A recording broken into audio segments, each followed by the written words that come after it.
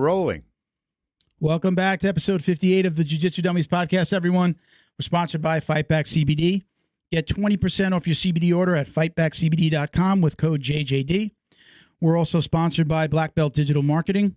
Anything you need from website design, Google Ads, logos, SEO, lead gen, social media, anything you need to build your business, they can help. They handle all the advertising and social media graphics for the podcast. Check them out at bbdigitalmarketing.com. My name is Milton Campus, a little hoarse today. Brown belt, training out of South Florida. You can check me out on Instagram at Uncle Milty BJJ, or I monitor the Jiu-Jitsu Dummies at Jiu-Jitsu Dummies. Bo behind the camera. What's up? Just us today, Bo. What? It's just us. And our wonderful guest. We've got a third-degree black belt, instructor at Roll Academy in Orland Park, Illinois, and host of the Roll Radio podcast, Professor Thomas Rozdzynski. Welcome, Professor. Thank you for having me. I did the name right? Right? I got it good. You I'm got good. it right in the money. I was practicing in front of the mirror before I came out. Thank you so much for reaching out to us. I'm so happy to have you. I feel like I'm just continuing the conversation because I felt like I was involved with the conversation in the car ride down. I was listening to your interview with Robert Drysdale. So I feel like, yes. We're just going to pick up from where I left off in the car. I was just getting to the meat. I've heard so much about, not to go right into Robert, but I've heard so much about him and, his documentary. I haven't seen it, but was, kind of very divisive and, Gracie versus, kind of the old school, what really happened. So I was just getting to the good stuff. So I wish I had finished it so I can talk to you about it a little bit more, but definitely a really good interview. I was enjoying myself. Yeah, it was a great conversation with Robert or Drysdale. I mean, what a unique opportunity on his part to not only spend a couple years to travel the world, but also to kind of try to get to the bottom of this history of jiu-jitsu, which, at this point is kind of there's a lot of fog in there. Whether you believe it or not, whichever side you're on, whichever team you're on, it really doesn't matter. There are some documented facts that he was trying to unfold, and I'm looking forward to seeing the finished product. The book is phenomenal. I'll tell you that. If you guys haven't had a chance to read it, please do. But the book is phenomenal, and I'm looking forward to his finished product, the documentary. Is the documentary's not out yet? I don't believe so. Okay. I know he does talk about it during our conversation. There were some budgetary constraints and other things they run into from a production perspective. Mm-hmm. I know that it's fully filmed, but I do not believe that it's out yet. So, it's still kind of in progress. That's probably why I haven't seen it. Yeah, probably. Yeah, I was very surprised to hear. Again, I'm probably halfway through the podcast. I was surprised to hear. I didn't know that he lived in Brazil for so long. He spent his formative years really down in Brazil. He moved to the U.S. for 2 years, then went back. So I think there was a little part of me that, when depending on, like you said, depending on who you hear the story from, you hear, Robert Drysdale, he's just bad-mouthing the Gracies. And then you hear him talk about it and hear that he was down in Brazil, that he lived there, that he got to speak to some of these grandmasters was a little bit telling. It's like, okay, wait a minute, there is more to the story here. Yeah, and again, I think the way how we should be looking at this, and I'm not taking any sides here. I want to make this clear, but it's always interesting, especially from our perspective, individuals who like to talk to others and present this in a very, open, from a very open perspective. Whether it's true or not, whether you believe it or not, there's somebody telling a story. Mm-hmm. And I think it's so important for us to listen to that story. And then we can, draw our own conclusions, as we hear it, as we comprehend it, and all the other things are happening in our heads. But, he spent significant amount of time doing this. And I think there's something that needs to be said behind that. So good for him. We interviewed, I'm not sure if you've heard of Richard Bressler. Mm-hmm. He's one of the, I guess, considered one of the originals. Not so sure he's one of the Dirty Dozen. He's not even sure himself. But when we spoke to him, he was coming out with his book, and you could tell. I mean, he was trying to be a little diplomatic about it. But when we brought up the kind of where going, like trying to take him back to Brazil. He said, really, all I can tell you is what Horian told me. I wasn't there, so I can only tell you what he says it with a smile. I can only tell you what he told me, the stories that I was told as a student, and these are the stories that I was told, and how, you know, jiu-jitsu grew here in the United States. I was there at the UFCs. I was, you know, backstage. I was in the dressing rooms. I was with the fighters, so I can tell you those parts. But it seems, and he brought up Robert Drysdale a couple of times during that interview, and he talks about like better men than I have kind of investigated, and people are looking into really, you know, kind of the backstory to jiu-jitsu, and maybe what we hear here isn't all that it's cracked up to be. To take nothing away from the Gracie family, though, and again, Robert says it himself on your podcast, I take nothing away. As a matter of fact, I give them more credit, but he's giving more credit to other Gracies in the Gracie family than just the ones that brought jiu-jitsu here. Am I correct? Without having listened to the finished podcast. You make a very valid point, and I think what's important for all of us to keep in mind is that we all have different way of interpreting information. We all have our memories is like Swiss cheese. You know, we forget things, we add things, we create stories, and we create legends and all that. And big part of jiu-jitsu history is some of that. And listen, I've been in jiu-jitsu only 20 years. All these guys we talk about, they've been on that journey for double, if not triple. Yeah. So there's something to be said to listening to these individuals, whether you agree with them or not. It is part of the history. You mentioned Horian. I had a conversation with Horian. We had him on a podcast. We heard his side of the story. You know, we had Chris Howder, who is Dirty Dozen. We have Roy Dean, who is directly connected to Dirty Dozen. I mean, all these guys played a fundamental role in jiu-jitsu and jiu-jitsu history and to what we know jiu-jitsu today. So I think in general it's unfair to say something like he is wrong, he's not saying. All of us play significant role in it and a little part in it.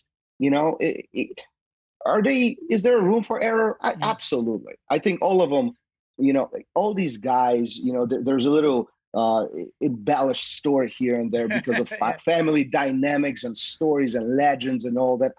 It's all of it. But I think most of it is true. Then it's not.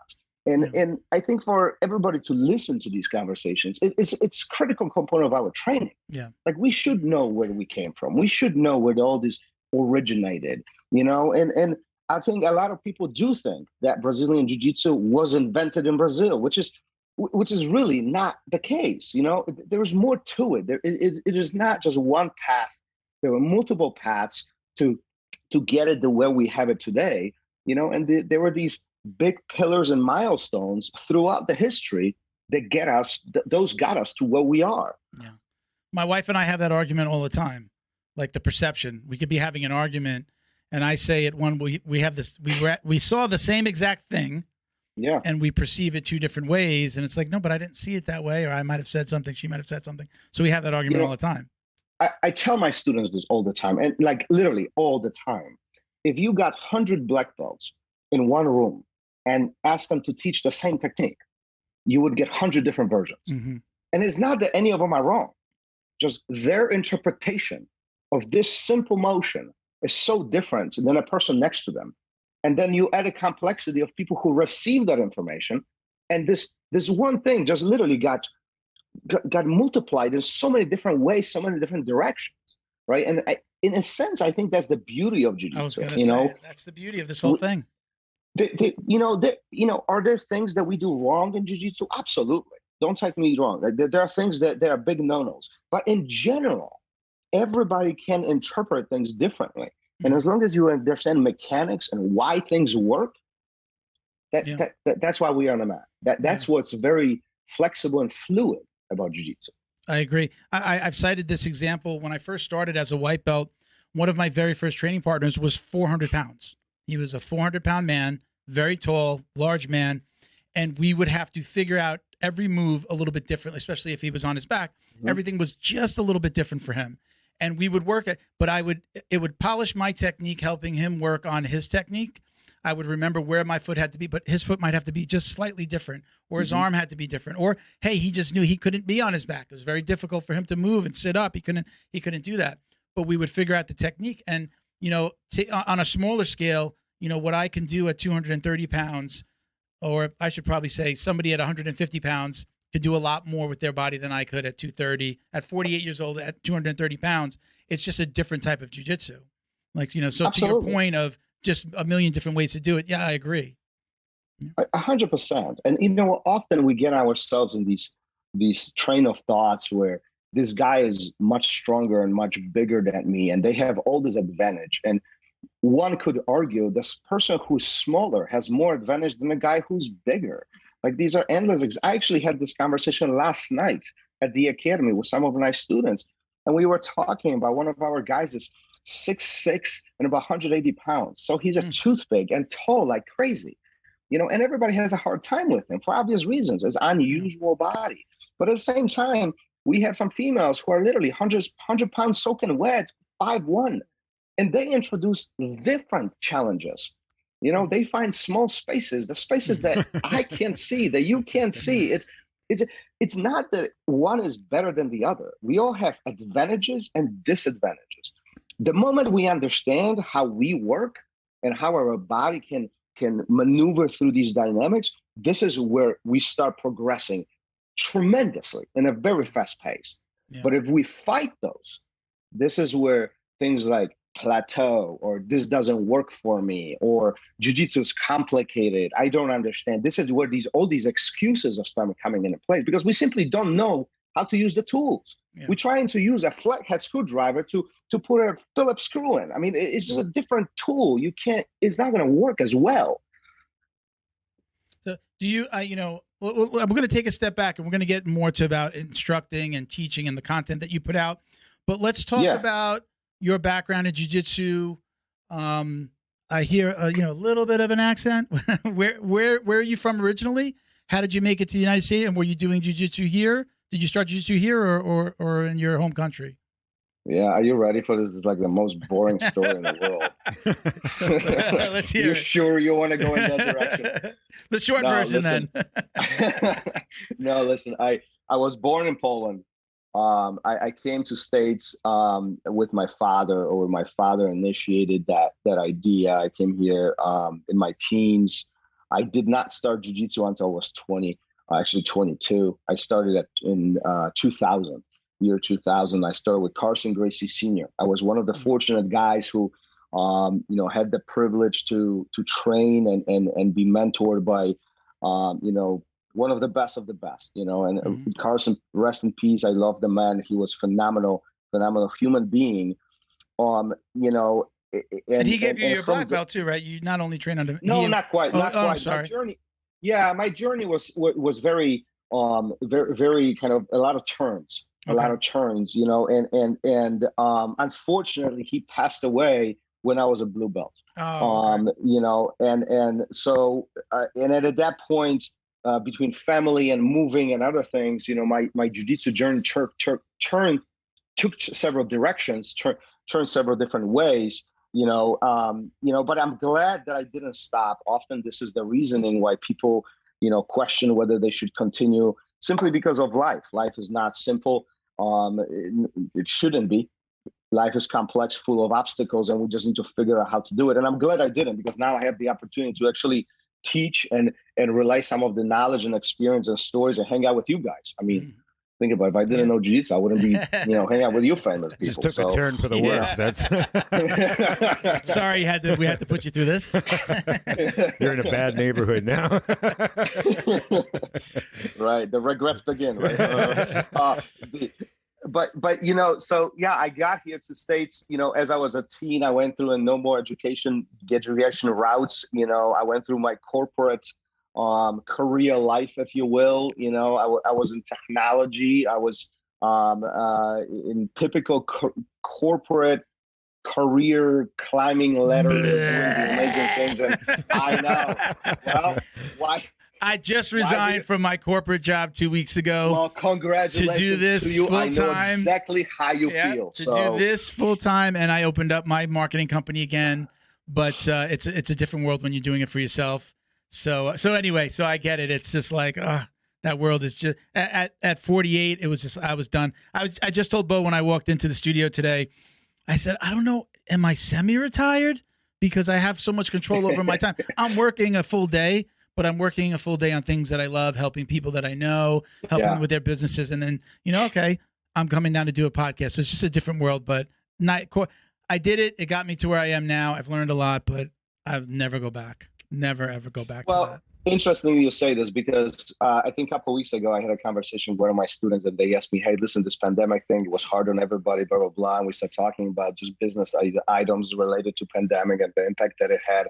And at some point he asked me, he's like, would you ever consider going back if the academy went down, if didn't recover? And I said, there's two problems with this question. One, the academy never is going down. Okay. It's not happening. Okay.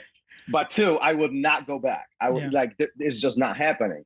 And you bring us on a very, very valid point. There's something satisfying about working for yourself and doing what you love and putting a lot of passion into the things that you really, are excited to wake up to and go to work and do it and just work with people and so on. And do you think it's more work to work for yourself or you don't know yet? You just quit now. I've owned businesses before, and I had a marketing company for 8 years before I went to another marketing company for 6, and now I'm back on my own. But yeah, I know where you're going. I work more. I work more in any given day, but I get to take the breaks that I want. I get to stop when I want, and there's a certain satisfaction when you're doing it for yourself. Oh yeah. Than when you're doing it for somebody else. There's just your heart, your mind is more full, and even when it's hard, it's very satisfying. Just like jiu-jitsu, right? Even when it's hard, it's extremely satisfying if you stick it out through the adversity. So I was lucky enough again that I did this before. So for me, it was just like flipping a light switch and going back, and actually I'm doing it in a way where it's even easier than I did it before. I learned the mistakes that I made, and now I'm doing it differently. But yes, my wife said it to me. She's like, but you worked so much more when you do it for yourself. And I said, yeah, but it's so much more satisfying. And already, just gaining time back, my weekends are off now. We used to record on Saturdays exclusively. No more Saturdays unless a guest needs to. Now we're doing it during the week. So now, I spent the entire weekend with my wife and Halloween and, doing things around the house. So I might work a little bit more during the average day, but I've gained my weekends back. So that's a win-win for me. It's definitely. Congratulations to you. That's amazing. That's an amazing point to be in. So go back now. So what did you do? You said you were in technology. What did you do specifically? I started as a typical computer, troubleshooting, help desk, phone call, exciting stuff. Person. Well, listen, I was stoked back then because I was young.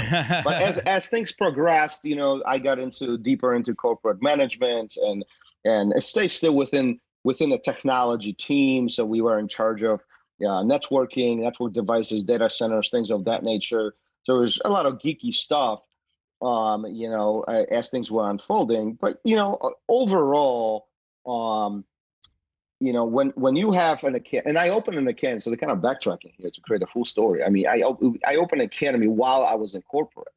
And I opened an academy knowing that at some point this will convert. So the thought of my mind of leaving corporate was always there. We just didn't know when. There was strategic approaches and really planning and making everything had to make sense simply because this was the only income in my house. So my wife stayed home with kids, and I was the one who was supporting her financially. So there was no room. There was minimal room for error, and there was not much wiggle room as far as dollars, if you will, to convert between a brand new academy, that kind of sort of worked, and then a corporate job that was very nice and cushy and was bringing a stable insurance, stable benefits, and stable check every single week.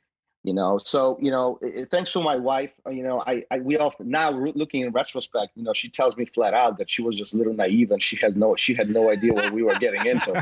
Otherwise, she would never agree to it. My wife says that about marrying me. Period. You don't know until you do. For me, you need to. But it all worked out well, and now we have, we are in a very fortunate place to have an academy, and full of students, and despite of the obstacles of last couple of years, things are going well. How old are your kids?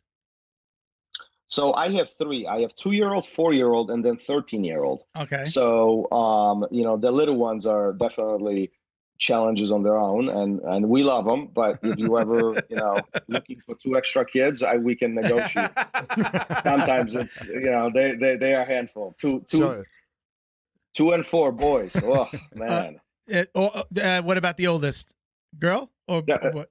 No, it's a boy. All boys. 3 boys? Oh boy! All right. 3 boys. Mm-hmm. Your wife's gonna love good. that. Nothing to worry about there. Yeah. When you got 3 girls, then you're just like, oh my god, every day is like. Are they training? At least the oldest one or the oldest 2? Are they? Do you have them on the they're mats? trained. The little one doesn't. Not ready yet. Too young. Yeah. But I mean, we grapple at home. We do. He knows what jiu-jitsu is. For him, jiu-jitsu is tickles and being, top control and kind of moving around and rolling and all that. So he's getting into it.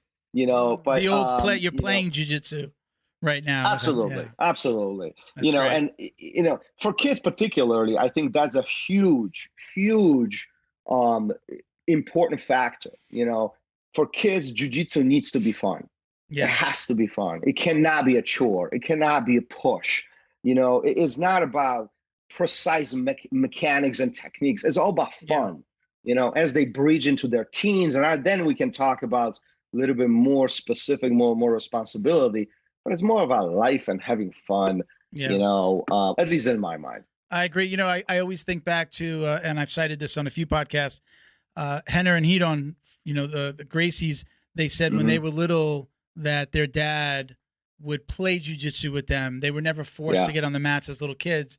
It was, playing, passing the guard, and just playing in the house, which led to the interest. And then, I'm sure at a point it was like, you're coming into the academy to do this. Now. There comes that point, but they don't. I don't think they ever remember being forced to do jiu-jitsu. It was the family business, and it was fun and playtime with daddy, and then it grew into what it is now. So absolutely. I'm waiting. I have 2 girls. I have a 27-year-old and I have a 17-year-old. My daughter, when I first relationship, I wasn't married, and then my wife has a stepdaughter. So I've never had. We're not having any more kids, and I don't have little boys. So I'm waiting for the grandkids. I'm waiting for my oldest to finally get married and give me a grandson, so that I can, or granddaughter, so that I can send them the the little gi, and then get them down here to Florida and start training. That's what I'm waiting for. Hey, Thomas, give me a second. I want to shout out our some of our other sponsors, and then we'll come right back to you. DD214 Fightwear at DD214_Fightwear. Gear for the war on PTSD. Get 15% off your online order at DD214BJJ.com and use code JJD. Huge shout out to Flow and Roll at Flow_N_Roll on Instagram. Get 20% off your online order for t-shirt, rash guard, or gi order with code JJD at flowandroll.com. Check out their Instagram for their custom no-gi and gi kits. Awesome stuff. Is that their hat? That's their hat right there. Yeah, that's a Flow and Roll hat. He's got a whole new line coming out for 2022. So actually, excuse me, I keep on messing that up. It's not 20% off. It was 30% for October. It's 40% For November? for November. No Forgot. kidding. Sorry, Sean. So by December, he's just giving 40% with everything code away. JJD. Who knows? Let's see. Well, listen, Christmas is coming. Merry Pick up your Christmas. gear. They do great like embroidered belts as well. So welcome to our newest sponsor, Feito IT and AV. They specialize in commercial and residential automation, alarm systems, CCTV. Been hooking them up with gyms that I know and people in South Florida. Really, they service all of Florida. So check them out at feitoitav.com. And All right, let them know the dummy sent you. They're cutely ugly. They're cutely ugly. Don't forget to like, comment, subscribe, and share wherever you're watching or listening. If you're watching us on YouTube, don't forget to click the bell on the page and get notifications each time we launch a new video. Yeah, I didn't want to knock anything over, so I couldn't hit the bell today. So sorry about that. That's why I'm here. All right, guys, let's get back at it. Thomas, I appreciate your patience. So let's go back. So we kind of started onto the how'd you get it started with in jiu-jitsu. You were talking about your corporate job. When did the jiu-jitsu actually come? Like what was going on in your life, and did you just start training? Were you looking for exercise? Did somebody recruit you? Tell us the story. It's actually a very funny story, funny, entertaining. Let's just say that. My life at that time was in a very unique state where I call it fluffy, Thomas. There was definitely a thought. I just got that. I think I know where this is going.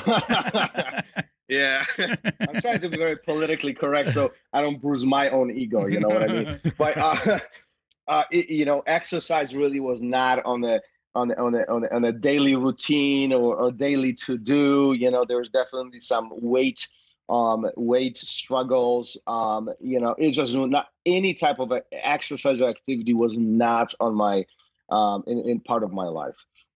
However, my boss at that time, he was blue belt training at Carson Gracie Sr. And, he was one of my best friends to this day. Shout out to Eric, by the way. But, he kept poking me. And he was like the annoying poke, like, hey, just take a look at this. Yeah, what do you think about this? And he used to train during our lunch. So he started his work like a couple hours earlier so he can take longer lunch.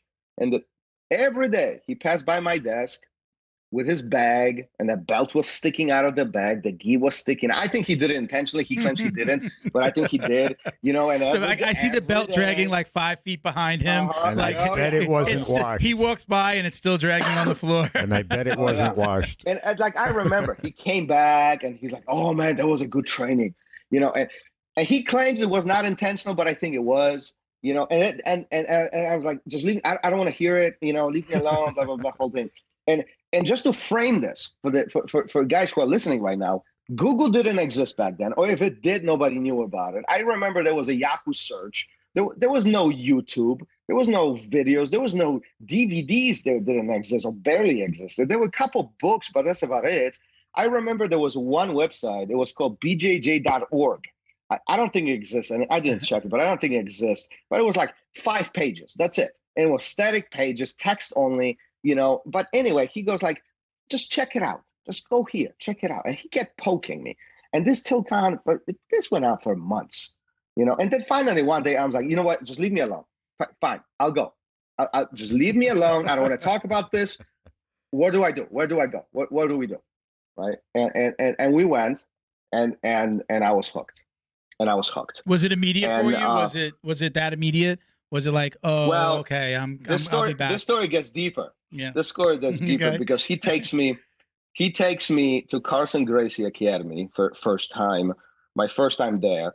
And, I walk in, and remember, I have no idea what jiu-jitsu is. I have no idea who Carson is. And I have no idea about you're anything. Fluffy. So what we're saying is you were a big dude. You were a big dude. Maybe you were a little overweight. I'm like 220. Oh yeah, I'm like 225, 230, somewhere there. Okay. And it's fluffy. So it is what it is, right? So I go there and we changed, I got this gi that's, doesn't fit and all that. My belt is like cricket tied and all that, Tied up here, like right under your boobs, like real high. Listen, make fun of me because you got the full visual right now. Okay? We get to the mat, and the first thing that I notice is old man sitting in a corner. And I noticed him, but I don't know who he is, and he goes, "Oh, hi, come. And like, if you don't know Carson, he spoke maybe 20 English words. That's it, but a lot of passion. So it was very visible, very welcoming, and then he goes, "Come, sit here." So I sit next to him, and he shows me we talk there, and then class starts.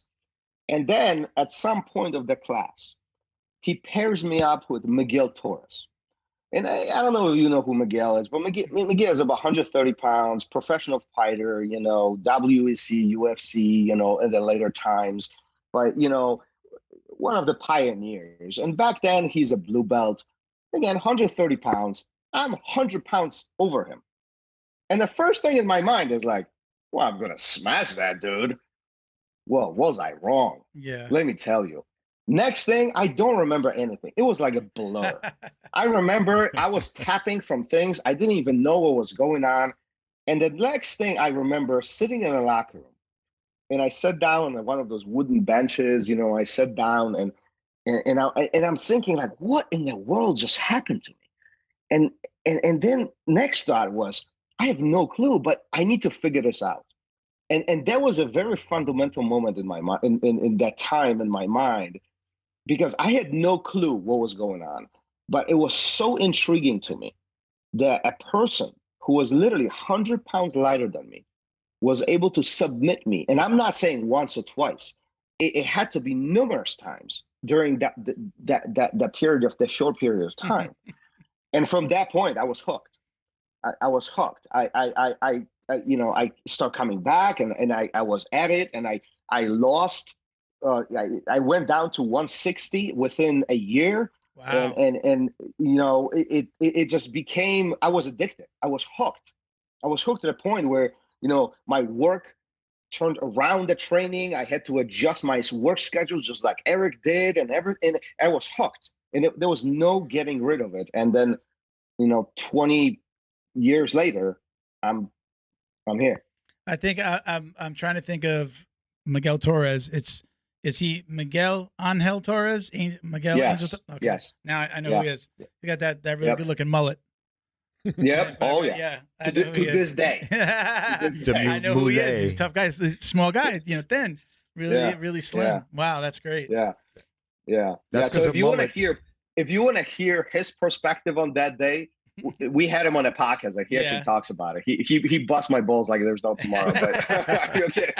There's that. So.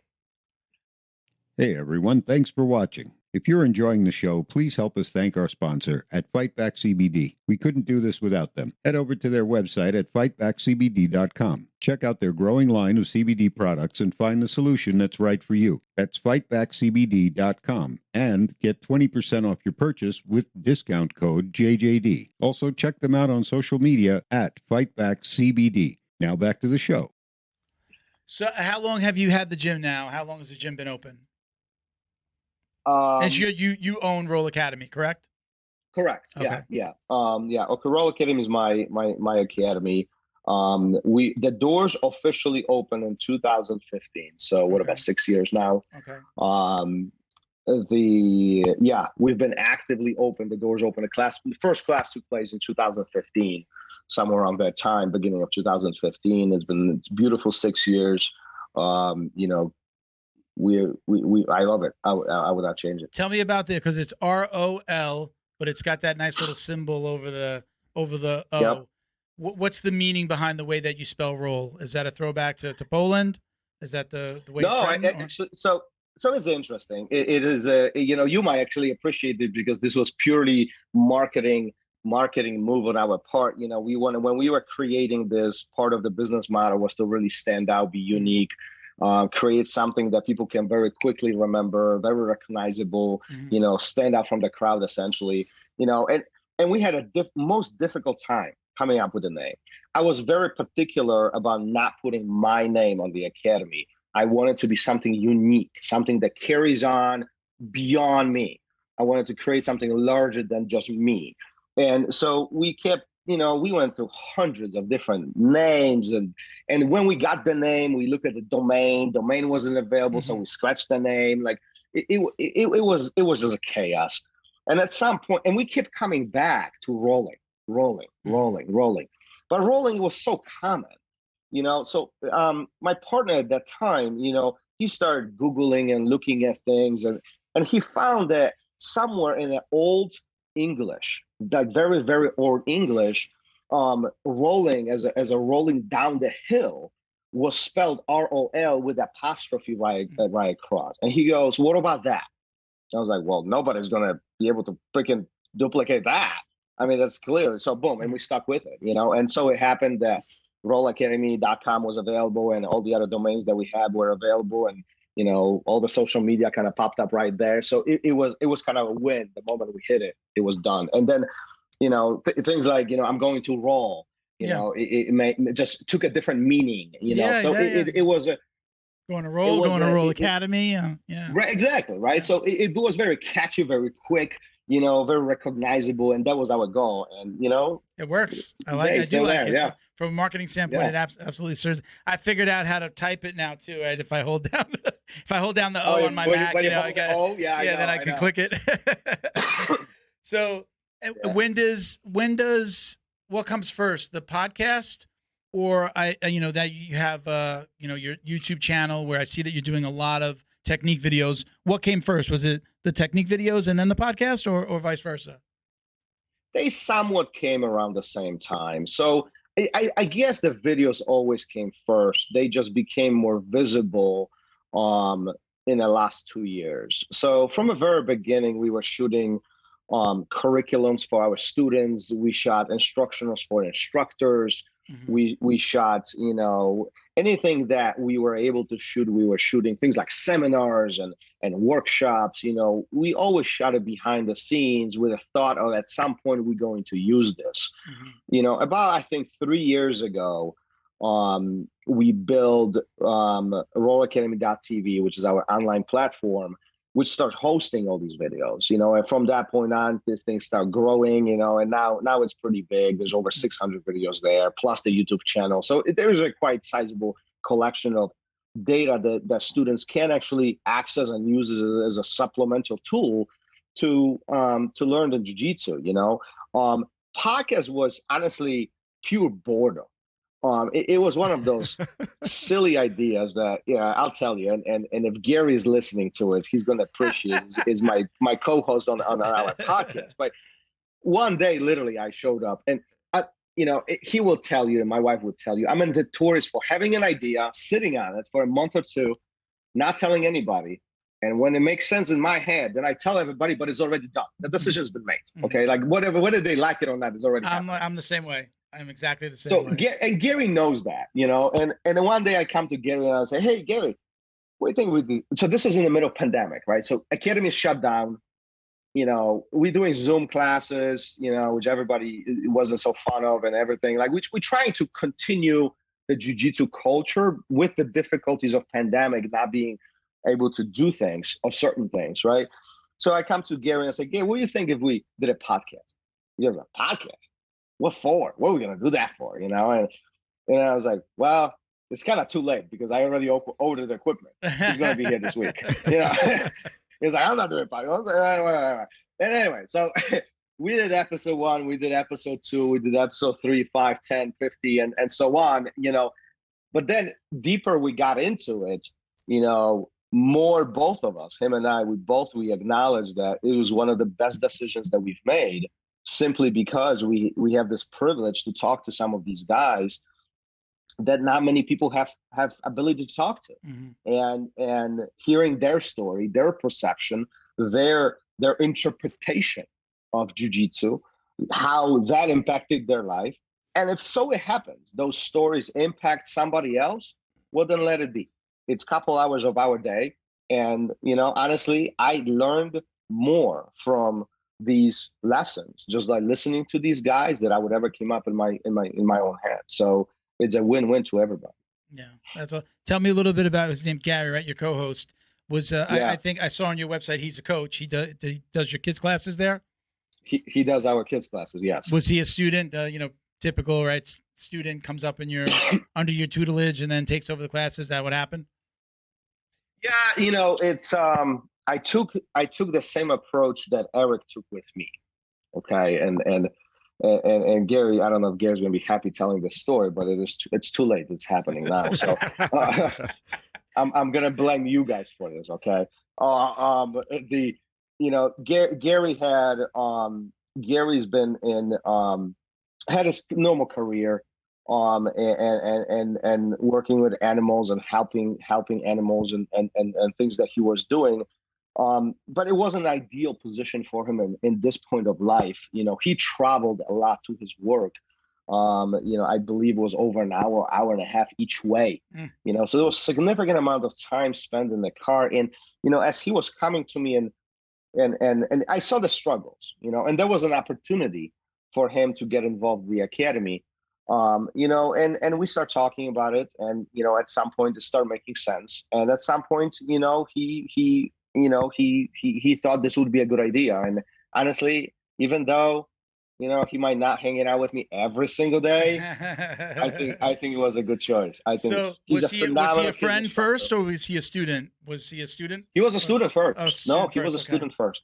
He was a student first, and the relationship has grown significantly over last few years, especially now that he's made tremendous strides. I mean, I really think, despite of his short jiu-jitsu, relatively short jiu-jitsu journey, he's he became such a huge leader for the kids, such a huge impact on these kids that now I think it would be really difficult to replace him. The impact that he makes daily on those kids from freaking 3 years old all the way up to the teens is it's tremendous. So what I talk a lot about in my life, I've always been somebody who liked to train, to teach, in whatever I did. I always wanted to be the manager, whether I was working in a pizzeria or working a corporate job. I always wanted to move up and teach other people how to do what I did. And was there what was your reason for opening up the gym? Was it the love of jiu-jitsu? Was it the love of teaching? Is it both? What led to that decision? Because you said you did both of them at a point. You were working your normal job. What led to that decision to open the academy? So I think it was a combination of things. It definitely was not me waking up one day and say, "Oh, I'm going to open an academy and let's just do it." Mm-hmm. But as I was going through the jiu-jitsu journey from early on, I saw the opportunity to relay the knowledge to others. I looked up to my instructors and I always thought to myself, this is so awesome. You come into this room of 20, 30, 50 people, and they all look at this one guy, and he is so good at this. Like I really would like to be that good. And I never thought about teaching per se. I just wanted to impact people in a way, you know what I mean? And as things went on, I think that thought always shifted away from me simply because there were responsibilities. You have family, you have house, you have cars, you have things, you have bills you have to pay. And, it's like, it's training is great. You show up, you check in, you check out, you go home, you do your thing, but at some point in my career, I felt that, this actually could work, and it wasn't necessarily the opportunity, but it was more like a dreaming, if you will, but it became so real and so close that I actually started looking at this. And me and my partner at that time, we start talking about, well, what if we did this, and there's a very dangerous conversation from a business perspective when you're dreaming, but you don't have a tangible plan, and so from very beginning, we said, and obviously these tough conversations with my wife, and it's like, hey, listen, what if we open an academy? And then she's like, oh, what are you going to do? And this and that. Oh yeah, sure. Go ahead and do it. And yeah. That goes back to what you said before. If she really knew what she was getting herself into. No. Not right now it would be like, no. Listen, I planted the seeds I knew I was I knew I was going to leave my job. We had like a year ago. Yeah. I should say when Bo and I, who's sitting behind the boards here, when Bo and I first started this, when we put out the first and second episodes, because I think did we film 2 in a day that one time? A couple in the beginning, like we filmed like 2 a day. Yeah. When we put those out, they were well received, and we did a good like run up. I call it like the trailer to the movie. We had T-shirts out. We were giving stuff away on our IG before we had like a little dress rehearsal. Just got the crew together to see what this was going to be. It was like 5 people sitting around talking about jiu-jitsu. And when we put those out, it was so well received. I said, I looked at Buzz. I think we have something here. And that's when my mind went to, could this be a full-time thing? That's this May will be really, or April when we started it. This April will be 3 years we've been doing it. So I knew early on. So there was that seed, but in the probably 1 year into the pandemic is when I said, I got to get out of. I didn't like working at home. My role changed. I didn't like what I was doing. Get on the phone and like phone times being monitored through the company. I just didn't like it. It's not what I thrive on doing. I thrive on teaching my clients about their marketing, how I can help them. And I knew it was coming.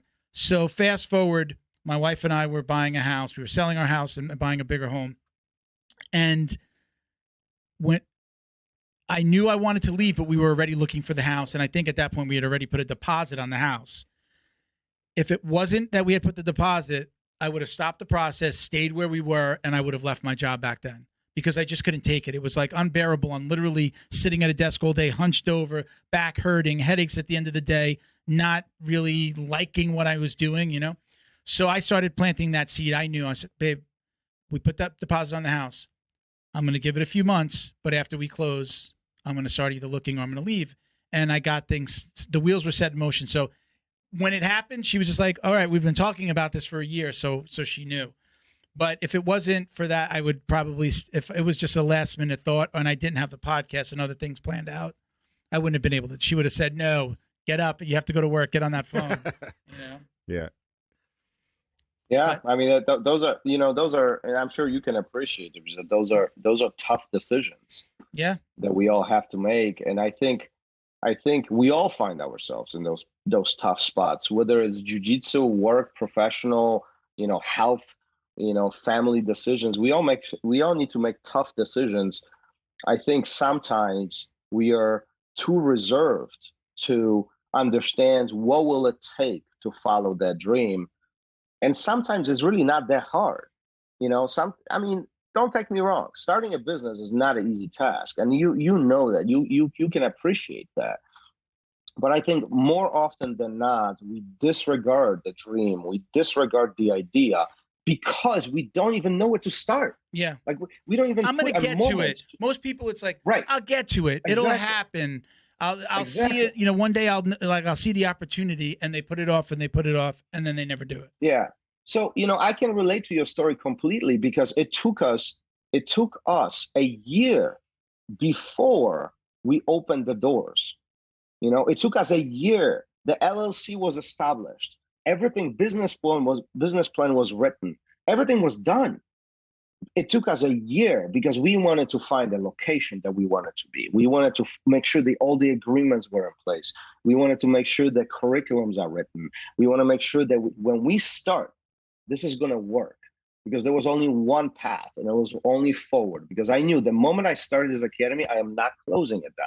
I have to actually at some point leave my corporate job and this thing better be working at good enough where I can leave the job. Otherwise, you're working 14, 16-hour days. Yeah.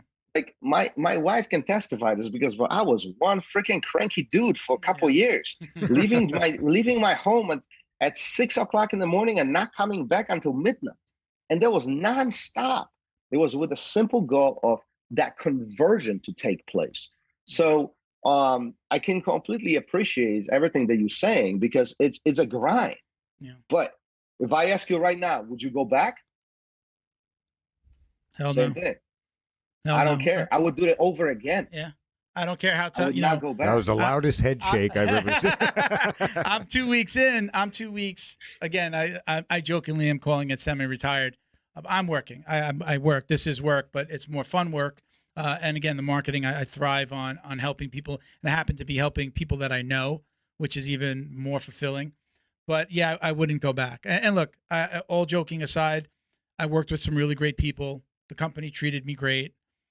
COVID changed everything. Again, my role changed, having to stay home. I don't mind working at home. I built my businesses at home. I've done that before, but it was, I didn't have the freedom that I was used to having. Even just coming home at leaving the office at 5 and water cooler conversation and interactions with other human beings, not just people on the phone. That all changed, and I just didn't like it anymore. Now I'm going to meet my clients. I'm going out to lunches. I just next Tuesday I just booked a meeting with a friend of mine who we're going to do some work together. So just getting back to that more human interaction than being I'm 48 years old. When I was in my 20s, smile and dial, we used to say. just I could do that. I could be at a job for 8 hours, but not at 48. It's just not what you want to do. But I know I wouldn't change anything. But what kind of advice would you give to somebody who's looking to open up a gym? I'll say this because I have that. I want you to answer that question for the gym and the podcast. But I want to tell you what I tell people about the podcast first, because I know how hard it is. I have jokingly told people because I get it a lot, and you might get those messages as well. Like, hey, how did you start this? Or what advice would you give? I say, first off, don't start a podcast. That's my first piece of advice. If you want to ignore my advice, then this is what you need to do. And I tell them not to. Usually I say, don't do it unless you have a budget for equipment and a budget to do a little bit of advertising, because it'll take off faster. It's very difficult. A lot of people don't get past the teens and episodes because they could have great content. I see some amazing people on podcasts with very few views or downloads, and a lot of that is because they don't know how to market it correctly. It's not a build it and they will come. So again, jokingly tell people, don't do it. And if you're going to ignore me, then this is how you do it. Make sure you have a budget. Make sure. So let's talk about the podcast first. Do you get that question? Do people ask you now about the podcasting and what do you do? And I wanted to start. All of a sudden, everybody has or wants to do a podcast when they hear that I do a podcast. So what are your thoughts there? What's the advice that you give? Well, I think the challenge, and this goes in both direction, academy and podcast, and essentially at probably almost any business, opening a business, starting a podcast or starting an academy is extremely easy. Yeah. I mean, it doesn't take a genius to do it. Mm-hmm. Anybody can record, their voice on even AirPods, like I have it in right now, record it to their phone. Most of the software right now will clean it up nicely. And if you have something to say, the podcast is in play, right? But the difficulty comes in to create engaging content that somebody will listen to, right? Even if you have the most amazing movie in the world, if nobody watches it, you're going to make $0, right? And if you look at this, similar to Academy, the podcast, I think it can be taken in 2 different directions. One, it could be pure entertainment for me. Mm-hmm. I'm keeping myself busy. I love it. This is a hobby. You get to talk to famous life people. Is good. Yeah. That's it. Life is good, right? And I can care less whether it generates a cent. And prong 2 or approach 2 would be we're actually going to have these conversations and we're going to generate some money. We're going to treat this as a business.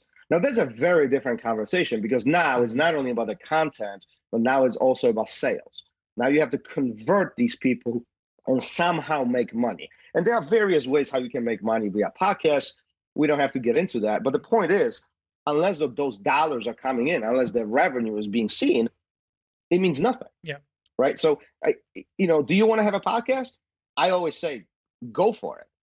But who's going to listen to it, right? How are you going to have people listen to it? And right now, there's millions of people having podcasts. Everybody has their own podcast. I mean, but there's only 5. Like in jiu-jitsu, when I look at jiu-jitsu stats and excuse me, and the most popular podcasts, there are some well-established podcasts and they're fading out. Yeah. These guys are no longer doing it. And really, there's 5 good podcasts that I would really engage with. There's one and I would awesome really one. kind of listen to.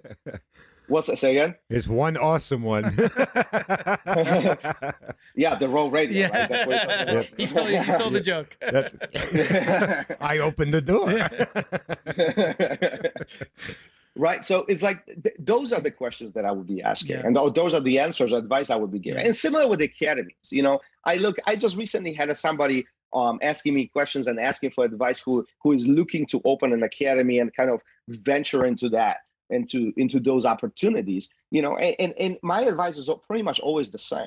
There's 2 ways to do this. You can open a club, or you can open a jiu-jitsu business. Yeah. And Who's there's this nothing for you? Is it for yourself, or is it exactly. is it a business? And there's no shame.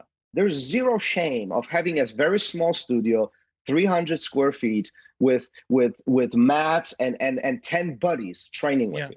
There's no shame. And you can even charge those buddies so you break even. You don't have to pay for the lease or whatever the case is. Yeah. But that's not a business. Yeah. A business is something that's profitable, right? And in order for it to be profitable, you have to provide service. So you have to provide a product. And in order for you to provide a product, you need to have a facility. What do people need? What are they going to be paying for? Now we are getting into very different things. Now we get into client relationships.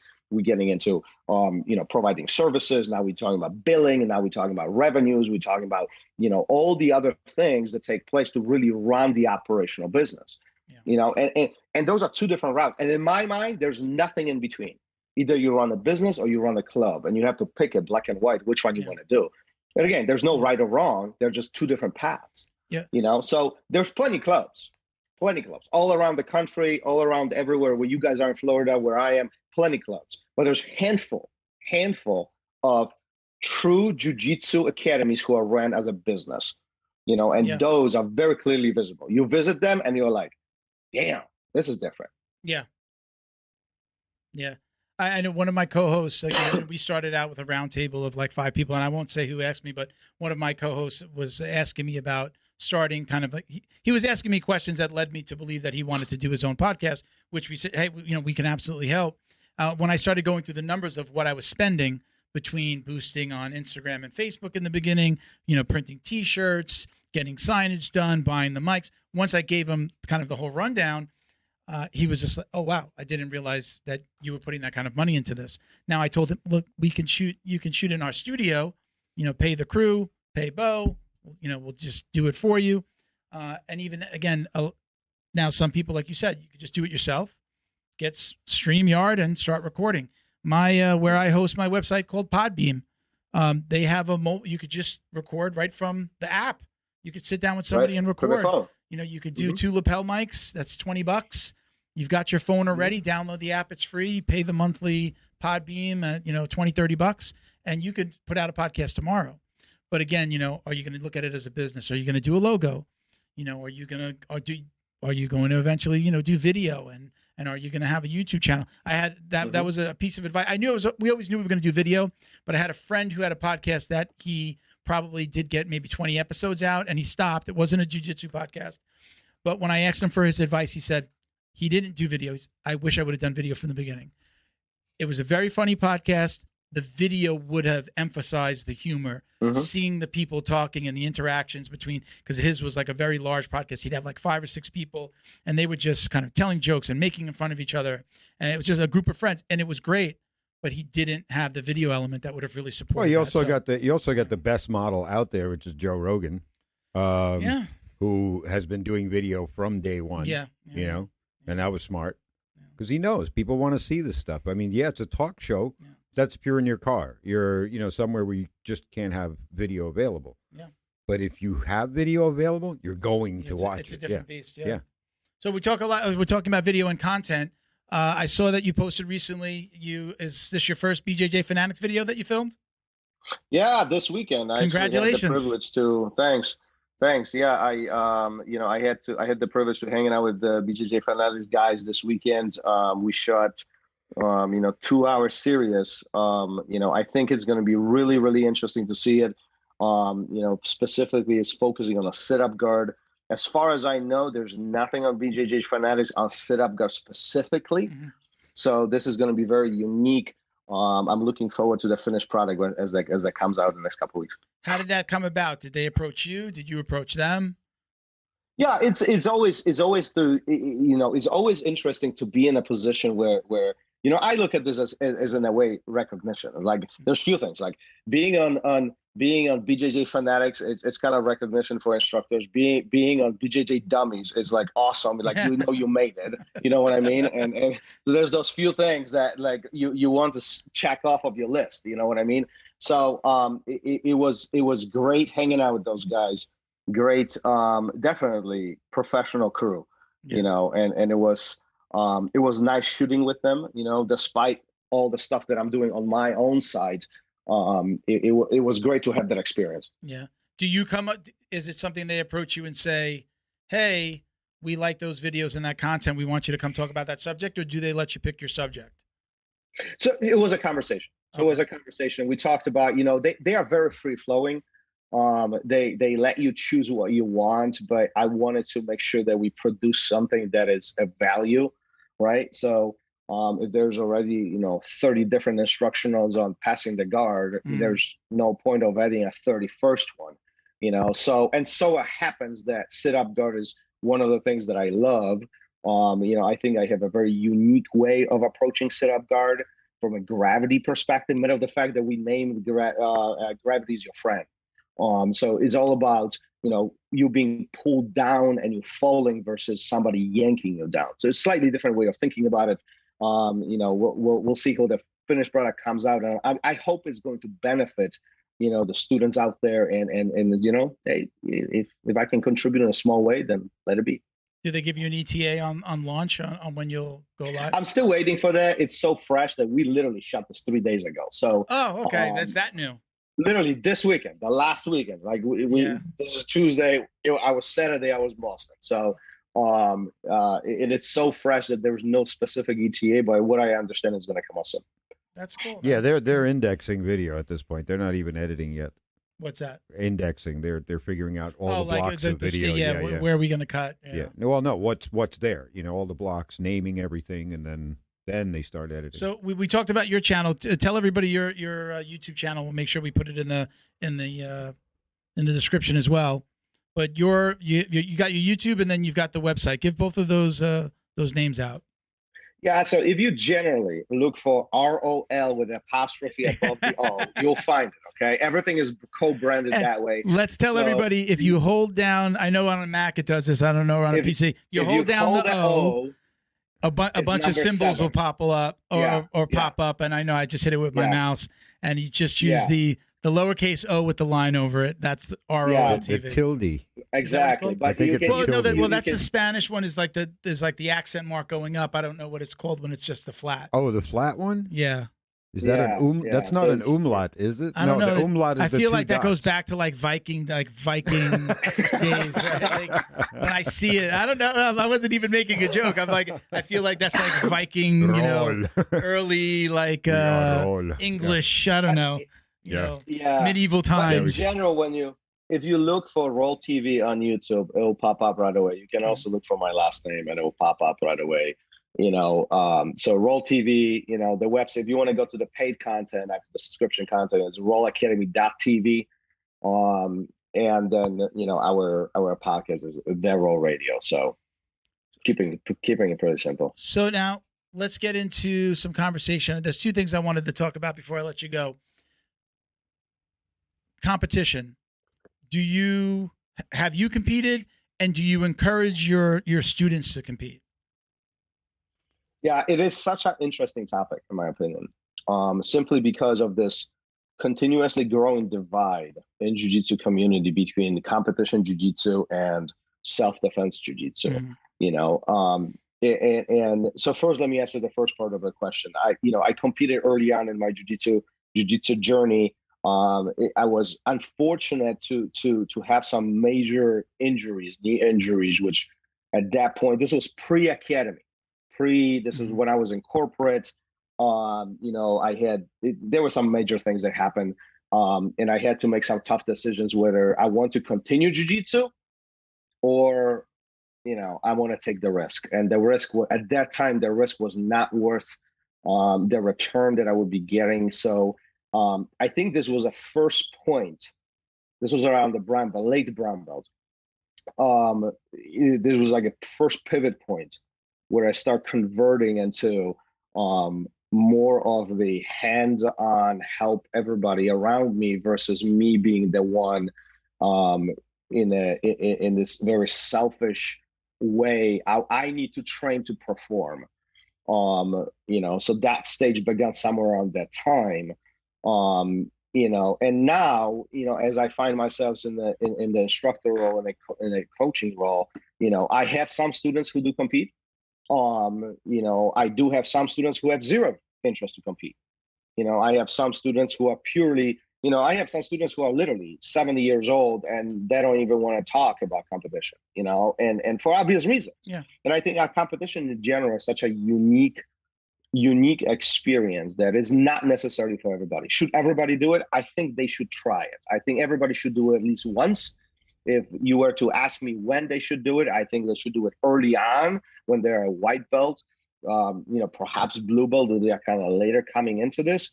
But if you don't do it, life is good. It continues. There's more to jiu-jitsu than just competition. There's no more than winning and losing. However, competition is like a midterm.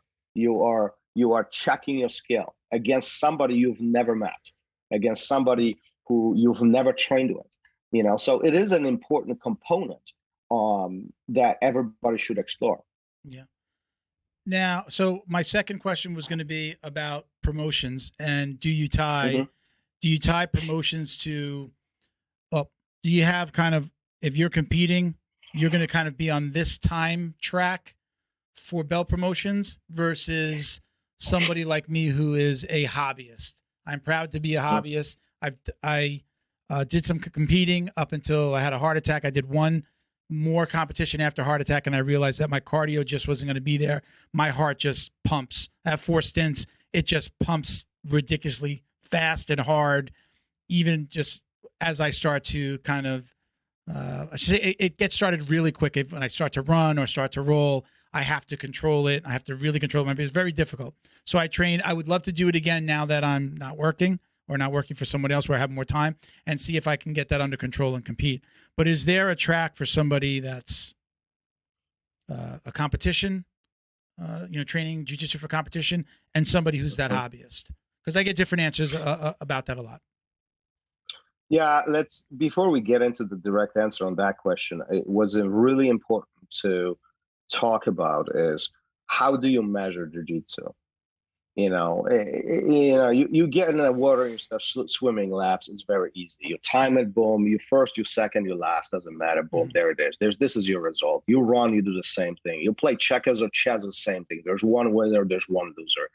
In jiu-jitsu itself, it is very difficult to measure, especially for those who don't compete. Right? Even in a competition stage, you have the world champions showing up and they are mentally checked out and they don't compete and they don't perform. So in general, the progress in jiu-jitsu is extremely difficult to measure. And that's because mostly, one, our brains work differently. We are two different individuals. There's a lot of interpretation that takes place, troubleshooting, and so on. Two, there is a physical component to all of this, which means our body are different. If I'm 180 and you're 200, we are just different people, and then if somebody is, 6'6" and the other one is 5'1", there are different bodies, right? And all that matters, right? So measuring jiu-jitsu is almost impossible. So the only way, in my mind at least, to measure jiu-jitsu is to measure to a previous version of yourself, somebody that you were yesterday, a week ago, a month ago, and a year ago. And this puts complexity on promotions. Why? Well, because I'll give you even an example that literally happened recently. I had a very young man, 17, 18 years old, who has some disability. There is a gap in the way how he processes information. It doesn't take away from his jiu-jitsu. He's been on the mat for 3 years. And at some point, he earned his belt. He has to get promoted. Now, is he the same guy that competes at Worlds at the blue belt level and mops the floor with everybody? No, absolutely not. But it's very important to acknowledge that not everybody is going to be a world champion. Not everybody is going to perform to the highest physical abilities. And yet, there are some of the guys who don't compete, and they are sharper than some of the guys who do. And that does not take away from them. So with all of this in mind, most of the instructors, whether they acknowledge or not, most of the instructors have a challenge on their hands when to promote somebody and when not to promote somebody. And in my mind, if you look at a student from a progression perspective, you're a competitor. You want to compete. Well, this is what's expected of you. You need to continue growing. You need to continue performing at a certain level, and that will be reflected with your promotions. Now, if you have no competition desires, or maybe there are some other challenges in your life that completely out of your control, it would be unfair to compare you to somebody who competes, right? So I think everybody has their own individual path. And promotions are such a unique way of, one, rewarding, but two, motivating people. And I don't think it's a cookie cutter. I don't think it's all about time. I don't think it's all about just the skill. There are other life skills that are really important. Darker the belt gets, I'm looking for things like leadership. I'm looking for things like ability to teach, ability to relay information, and being a good training partner. It is very easy for a purple belt to demolish a white belt, but it's extremely difficult for a purple belt to roll with the white belt when the white belt feels hungry and motivated. Now, that's a different level of purple belt. And these skills are very visible when we train, and some of these things drive, a big driver, for these individuals to get promoted, And I think one of the other things that is often not talked about. So often we talk about things like how long you've been training, how often do you train, how many barambolas you can do, flying triangles, can you even get off the ground, things of that nature. But nobody talks about conversations that should take place between instructor and a student. Hey, listen, you coming up to that blue belt, you coming up to that purple belt. This is what's expected. This is what I think you need to get here. Now there's no blur lines. There's no, oh, I didn't know. There's no, oh, he got it, but I didn't. If the clear conversations take place between an instructor and a student, now one, instructor is clearly communicating what's expected and what the student should be working on. And the student has no excuse at this point not to do what's expected of them, right? And I think if that open channel of communication takes place, one, it motivates the student. Two, it gives them a goal to continue driving, whether it's competition or non-competition, it doesn't matter. They have a goal and they can continue working on it to get themselves better and ultimately to be rewarded when the time is right towards those belts, and with the hope that at some point they will receive the black belt, even though that might be a very, very long path for some. Yeah. Have you ever had anybody tell you, like, maybe they're coming up on a promotion, they know they're coming up on a promotion, and said, Coach, not ready, faster, give me some more time? Have you ever had that happen? What's that conversation like? It's not your choice.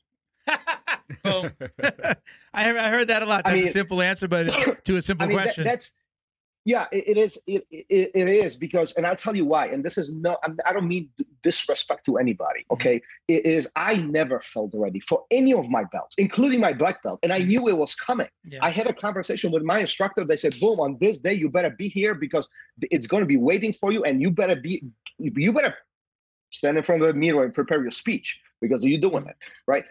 It is what it is. But the point is this, and this is a very good exercise that anybody can do. Record yourself on a video, roll it.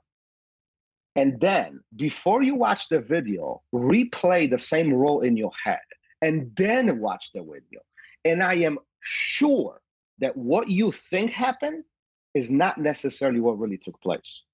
So what does this mean? That means that our perception of ourselves is very skewed of what instructor might see. You see where I'm going with this? Yeah. Your instructor looks beyond how you feel when you're getting smashed. Like when I see two students, like hypothetically 200 and 100 pounders, there's a big weight difference, big strength difference, maybe there's a gender difference, like two rolling together, and the poor girl is getting smashed on the bottom. My assumption is, oh yeah, she's gonna get smashed. But what I do want to know is she looking for small spaces? Is she looking for loopholes? Is she looking? It's not that she's getting smashed. That's obvious. But is she looking to escape the way how she should be looking at space? And if she does, that's a maturity point. That's a point that she, even though there's a disadvantage of strength, power, and weight, she is still maturing in jiu-jitsu.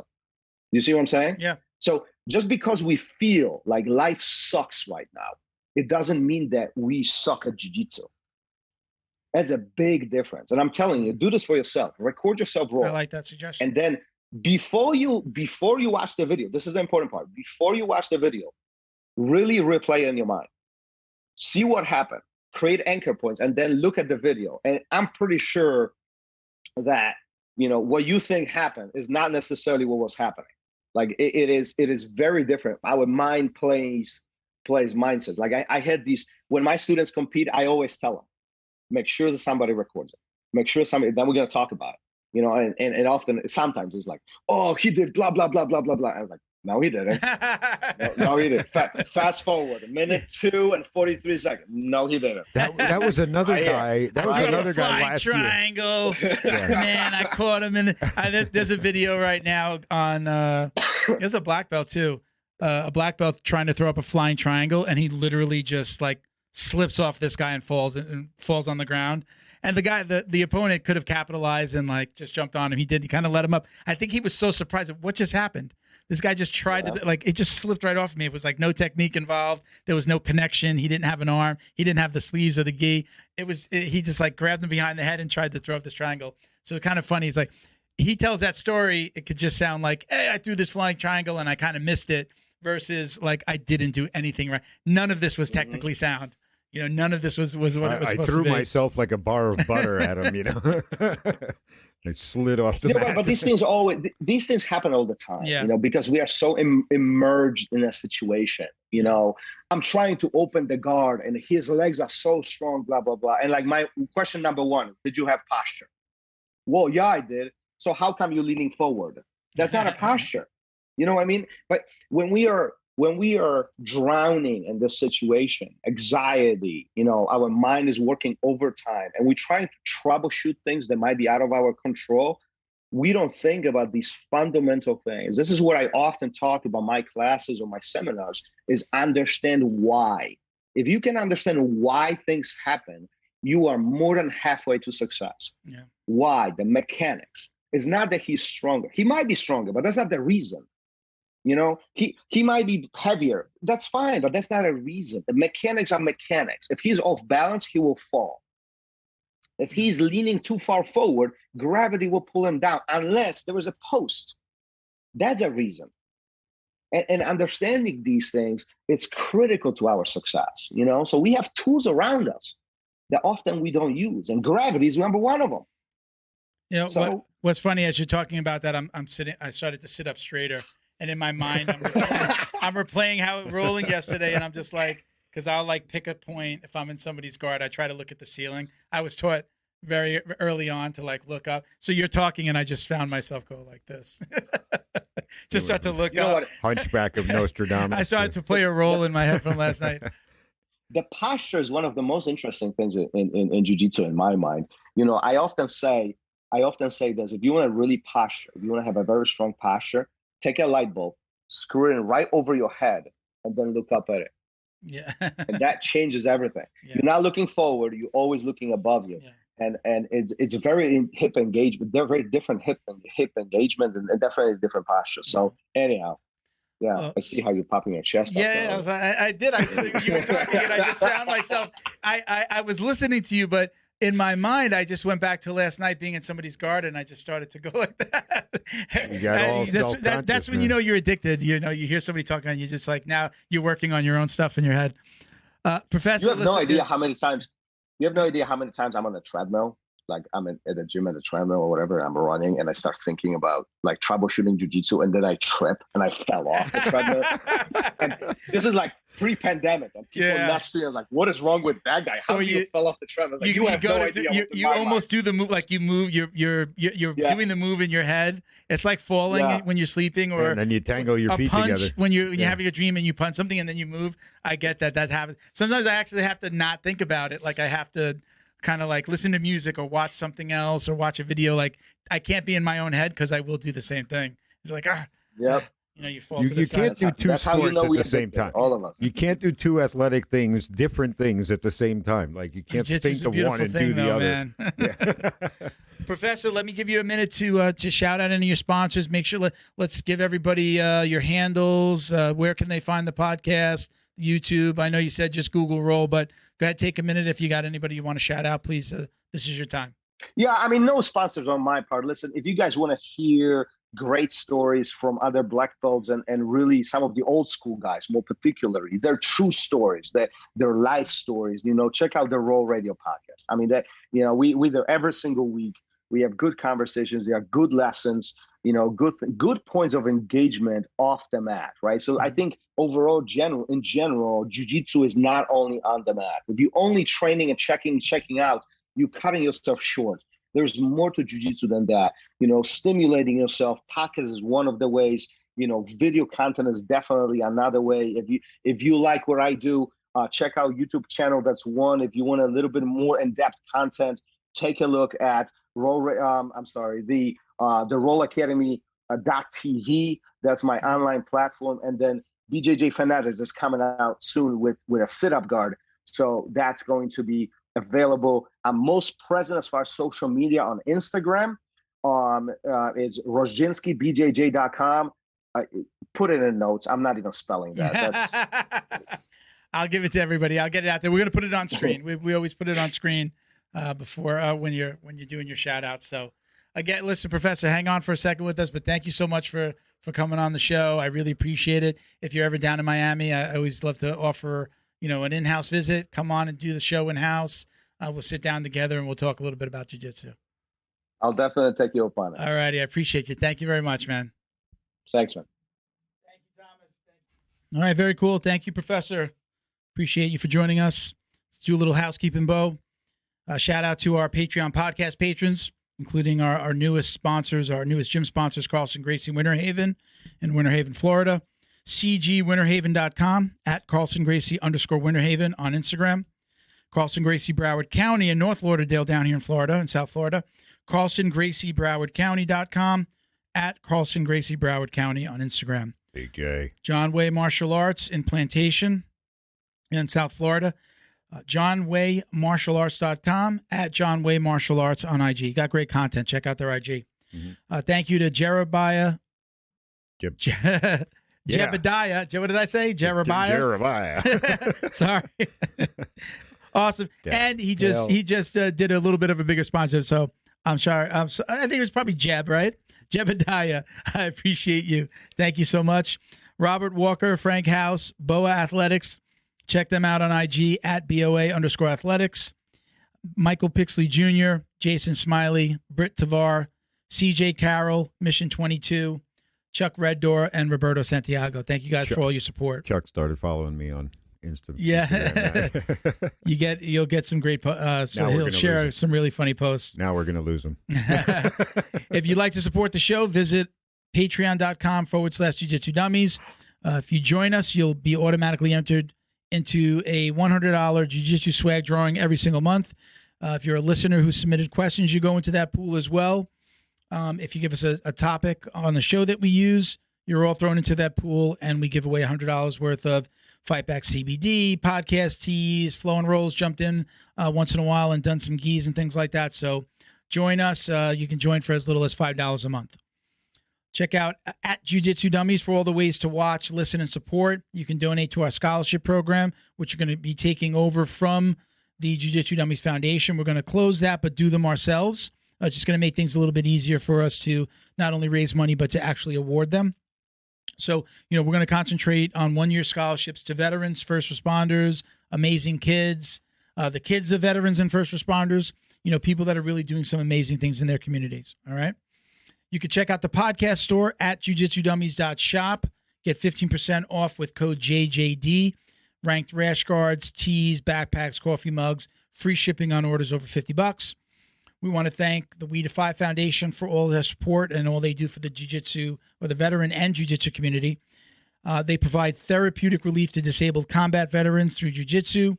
Check them out at We Defy Foundation on Instagram, and you can donate anytime at wedefyfoundation.org. I want to go back and also mention Flow and Roll again, right? Flow and Roll, you can get 40% off with code JJD. They've also hit the drop down. They've also got a little store that they're starting for us on their website. So we have a tee there right now. So our official podcast tee by Flow and Roll, you can buy that now, and you can also get a discount. At Fightback CBD, get 20% off your CBD order at fightbackcbd.com with code JJD. Thank you to Justin and his crew. They've been with us since the very beginning. Yeah, we've been giving away CBD, a couple of bottles per episode. Sometimes we'll do them to the podcast patrons as well. But again, if you submit a question, you got a shot at either the CBD or a podcast tea. All right. I'm at Uncle Milty on Instagram. Thank you, everybody, watching, listening. We appreciate all the support.